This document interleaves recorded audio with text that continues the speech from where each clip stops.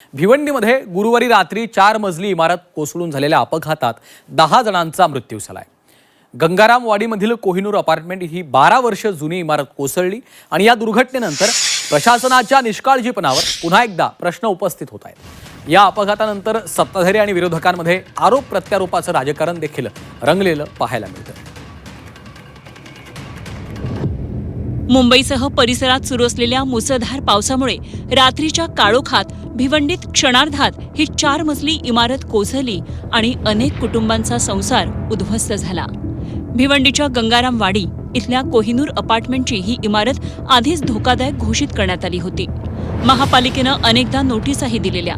बहुतेक कुटुंबांना आधीच तिथून हलवण्यात आलं होतं। इमारत कोसळली तेव्हा या इमारतीत डागडुजीचं काम सुरू होतं। काही मजूर आणि सामान काढण्यासाठी आलेले लोक आत होते आणि त्याच वेळी बी विंगचा भाग भराभर कोसळला आणि अनेक जण ढिगाऱ्याखाली अडकले। लगा है ना, बाएं पर लगा है, एक गोड़ पर लगा है, तो में लगा है, सिर पे लगा है। मैं बेहोश हो गया तो सब लोग मेरे को टांग लो, मेरे बच्चे लोग भाग गया हूँ ना, मेरे घर बच्चों लोग भाग गया मेरा दूसरे टाइम। वो आदमी लोग दूसरा कोई उसको लोग पकड़ के अपने रूम में लेकर गए, मेरे को टांग कर दूसरा कोई लेकर गया। मेरा आदमी रूम में घेरा गया, पूरा अंधा हो गया। तुरंत वाला पावर भी काट दिया, लगता आँख से नहीं। उन्हें हादसा हो गया, पब्लिक सब मर गया, मैं और कुछ भाग गया, कैसे जान बचेगा। घटनेची माहिती मिळताच एनडीआरएफ आणि टीडीआरएफच्या टीम पोकलेन, जेसीबी आणि गॅस कटरसह घटनास्थळी दाखल झाल्या। गज कापून ढिगारा हटवण्याचं काम रात्रभर सुरू होतं। बचाव कार्यादरम्यान काही जणांना जिवंत बाहेर काढण्यात आलं। बचाव कार्यात ढिगाऱ्याखालून अनेक मृतदेह बाहेर काढण्यात आले। शवविच्छेदनासाठी भिवंडीच्या इंदिरा गांधी मेमोरियल म्हणजेच आयजीएम रुग्णालयात पाठवण्यात आले।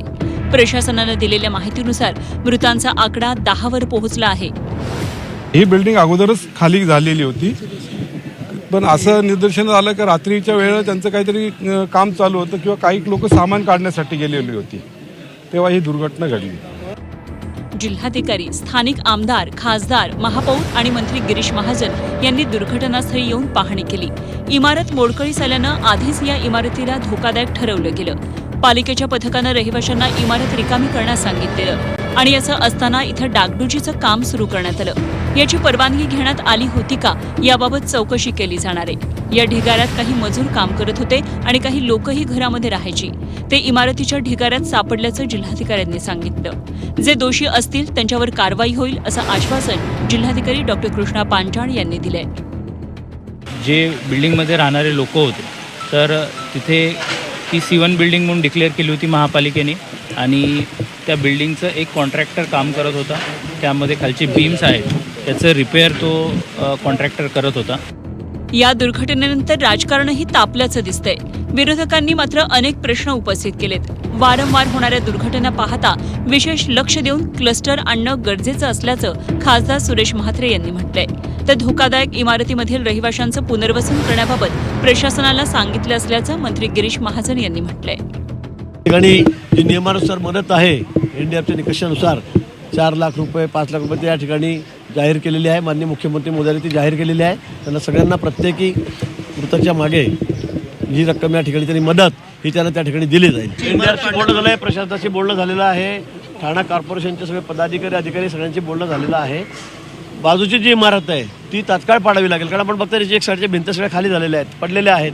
ती अतिशय धोकादायक आहे, ते केव्हाही पडू शकते, आता काम सुरू असतानाही पडू शकते आणि म्हणून ती सुद्धा आपण तात्काळ खाली करण्याचे आदेश या ठिकाणी दिलेले आहेत। अगोदर धोकादायक इमारत डिक्लेअर करून आणि सगळ्या रहिवाशांना बाहेर काढलं होतं। असं काय अधिकारी वर्ग किंवा महानगरपालिकेची चुकी नाही, परंतु त्यानंतर लोकांनी काही कारणास्तव असतो। बघा आता पावसाळ्याचे दिवस आहेत, जरी धोकादायक इमारत असते तर काही लोक आश्रय म्हणून पुन्हा त्या बिल्डिंगमध्ये राहतात किंवा ती रिस्क घेतात।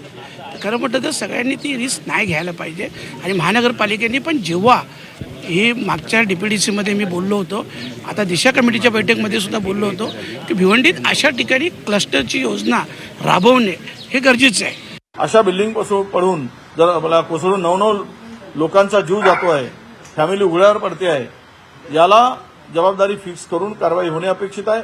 आणि महत्त्वाचं म्हणजे या सगळ्यांचं स्ट्रक्चरल ऑडिटसाठी सरकारने काही धोरणात्मक निर्णय घेतले पाहिजेत आणि ह्या गोष्टी टाळल्या पाहिजेत। अशी आमची मागणी आहे. या सगळ्यांना 25-25 लाख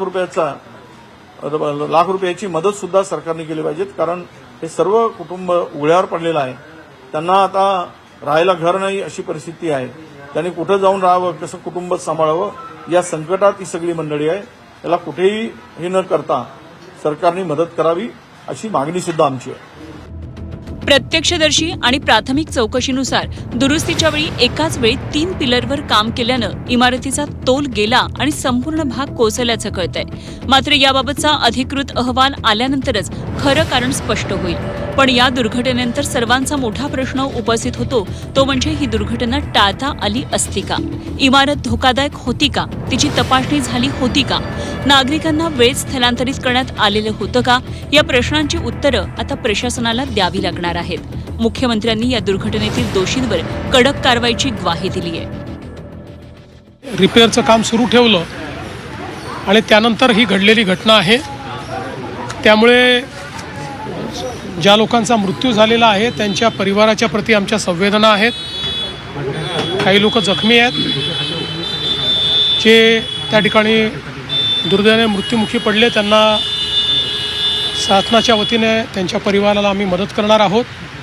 आणि त्याचवेळी अशा पद्धतीनं ज्या कंत्राटदाराने हे काम सुरू ठेवलं त्याच्यावरही फौजदारी कारवाई करावी अशा प्रकारचा आदेश आयुक्तांना देण्यात आलेला आहे. भिवंडीतील ही दुर्घटना केवळ एका इमारतीच्या पडझडीची नाही, तर शहरी नियोजन, इमारत सुरक्षा आणि प्रशासनाच्या उत्तरदायित्वाची कठोर परीक्षा आहे. बचाव कार्य संपल्यानंतर जबाबदारी निश्चित होणं आणि भविष्यात अशा दुर्घटना रोखण्यासाठी प्रभावी उपाययोजना करणं हीच आता नागरिकांची अपेक्षा आहे. उमेश जाधवसह स्वप्नील जाधव, झी 24 तास, भिवंडी.